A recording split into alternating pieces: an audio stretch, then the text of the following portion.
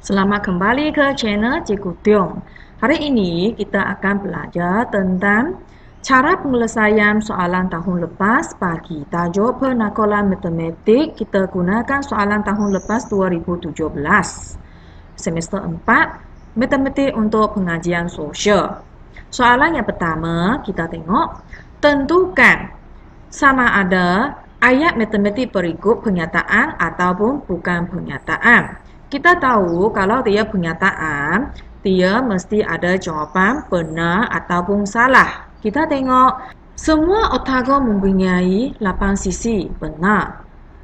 Adakah dia pernyataan? Ya, ia adalah pernyataan. A2. X lebih besar daripada 9. X lebih besar daripada 9. Adakah adik-adik akan bagikan jawapan benar ataupun palsu? Kita tak dapat bagikan jawapan benar ataupun palsu kan? Sebab kita tidak tahu apakah X.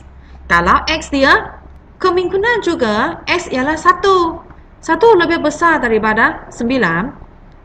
Ini palsu. 100 lebih besar daripada 9. Benar. Jadi sekarang kita dekat keadaan X ini. Tidak tahu X ini siapa. X ini nombor apa.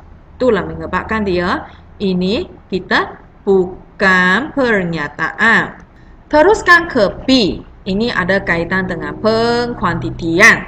Pengkuantitian ada kaitan dengan dua perkataan. Masih ingat? Semua dengan sebilangan. Semua, artinya semua syarat-syarat perlu dipenuhi. Barulah dia benar. Kalau sebilangan, satu ataupun lebih dipenuhi, barulah dia benar. Kita simak heptagon.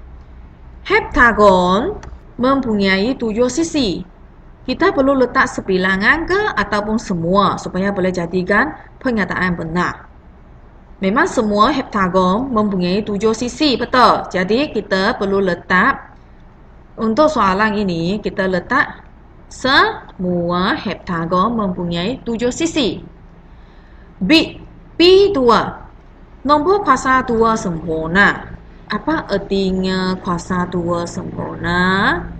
Nombor kuasa 2 sempurna artinya dia bukan sahaja nak kuasa 2. Dia nak yang sempurna. Sempurna artinya dia nak nombor bulat. Cikgu bagikan contoh-contoh untuk kuasa 2 sempurna. Nombor kuasa 2 sempurna contohnya 1 kuasa 2, 1. 2 kuasa 2, 4. 3 kuasa 2, 9 dan seterusnya. 4 kuasa 2, 16. 5 kuasa 2, 25. Jadi, adakah nombor kuasa 2 sempurna yang cikgu tunjukkan dekat sini? Semua dia nombor ganjil? 1 nombor ganjil. Tapi 4 bukan nombor ganjil. 9 nombor ganjil. Untuk keadaan ini, bolehkah kita pakai perkataan semua? Kita tidak boleh pakai perkataan semua. Kita hanya boleh pakai perkataan sebilangan. Teruskan ke contoh 2. Tentukan sama ada pernyataan yang di bawah. Pernyataan gabungan. Ia gabungkan dengan perkataan dan. Kita tengok dan mesti kedua-dua benar, barulah dia benar. Kita semak yang depan sini benar kan? 13 adalah nombor ganjil. Benar.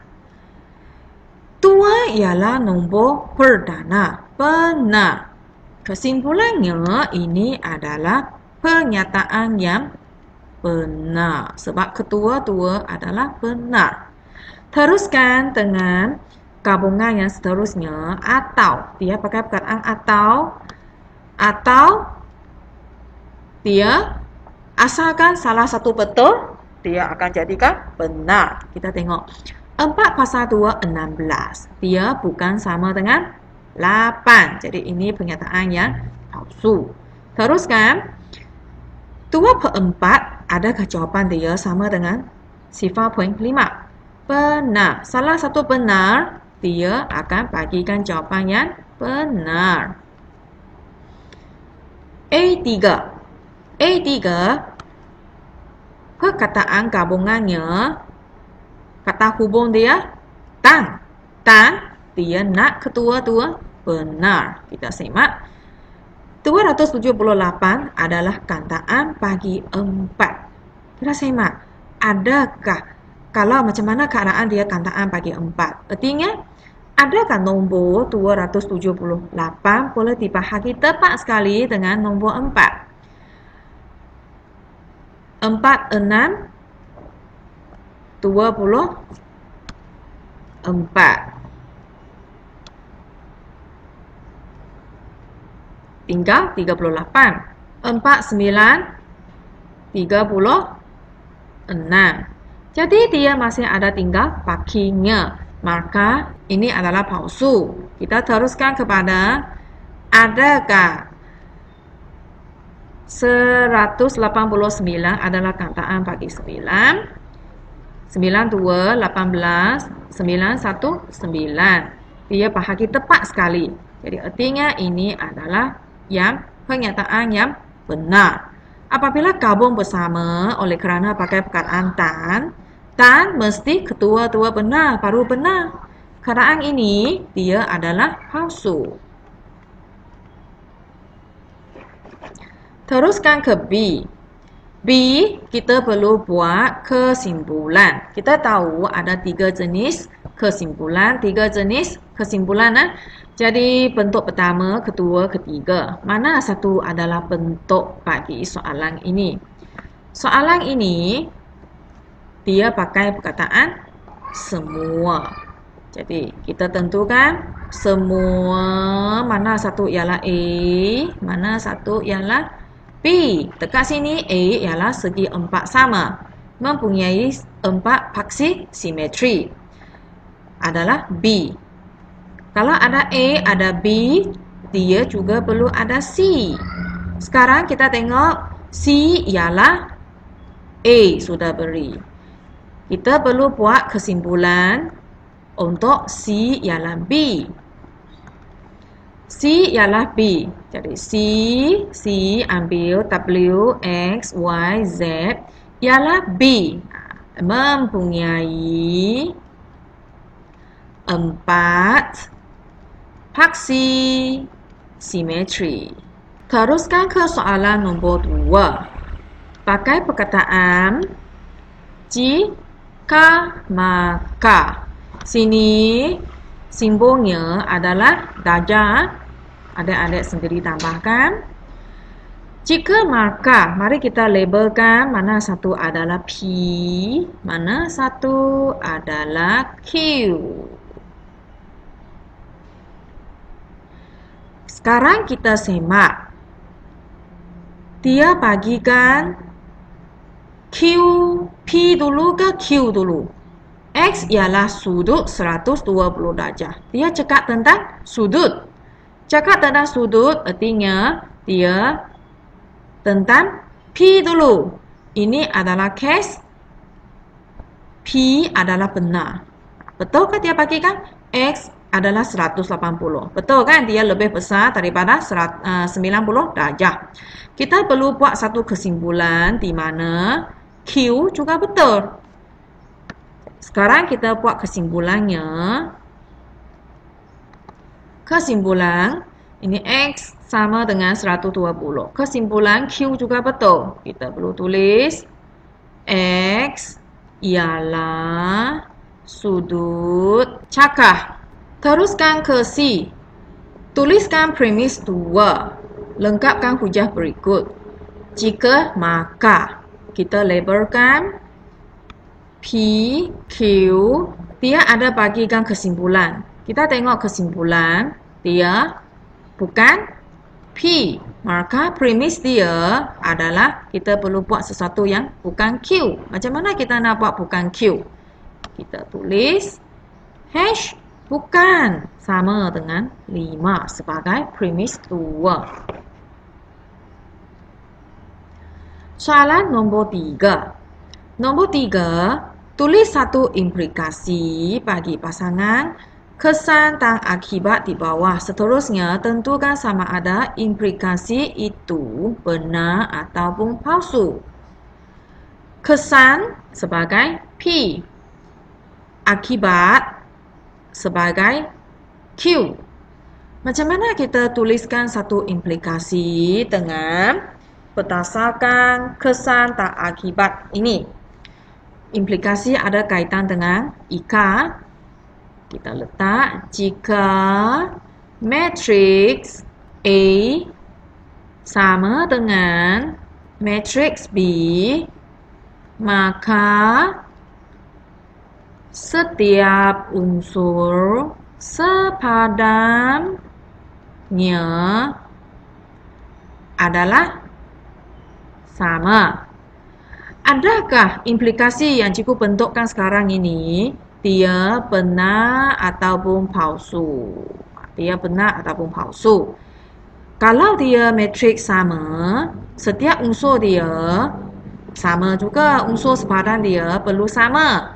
Jadi, kita katakan ini adalah implikasi yang benar. Soalan 3B. Tuliskan akas bagi implikasi yang berikut. Akas artinya, kalau sini jika P maka Q, kita perlu buat akas yang jika Q maka P. Sekarang kita bentukkan akasnya. Jika Q kita perlu tulis K lebih besar daripada 110. Maka P K lebih besar daripada 100. Kita semak dia benar ataupun palsu. Kita tengok K lebih besar daripada 110. Apakah K boleh jadi? K boleh 111, 112, 113 dan seterusnya. Maka K lebih besar daripada 100. Adakah semua nilai ini dia lebih daripada 100? Ya, semua nilai ini adalah lebih daripada 100. Ini adalah akas bagi implikasi ini adalah akas yang benar. Soalan 4A. Berdasarkan maklumat yang berikut, buat satu kesimpulan yang secara induksi. Masih ingat dengan induksi? Induksi kita ingat perkataan iaitu khusus dulu diikuti dengan buat satu kesimpulan yang umum. Sekarang kita semak yang mengambil N mengikut turutan 1, 2, 3 dan seterusnya. Jadi, kita mula dengan apa yang sama? Yang sama, kuasa 2, negatif 1 yang sama. Sekarang, kita gantikan 1, 2, 3 yang berubah berturut-turut ini. Kita gantikan dia dengan N. Yang sama, kuasa 2 dan negatif 1. Koma, apakah N? N sama dengan 1, 2, 3. Okey, ini dia sebagai jawapan kesimpulan umum secara induksi. Seterusnya, carikan nilai bagi sebutan ke-8. Artinya sekarang kita perlu gantikan N sama dengan 8. Apakah jawapan bagi N sama dengan 8? Kita gantikan N sama dengan 8 dalam kesimpulan umum yang kita bentukkan, iaitu N kuasa 2 tolak 1. N kuasa 2 tolak 1, kita gantikan N sama dengan 8. 8 kuasa 2 tolak 1, jawapannya 64 tolak 1, iaitu 63. Sekian sahaja perbincangan video ini terhadap soalan tahun lepas, tahun 2017.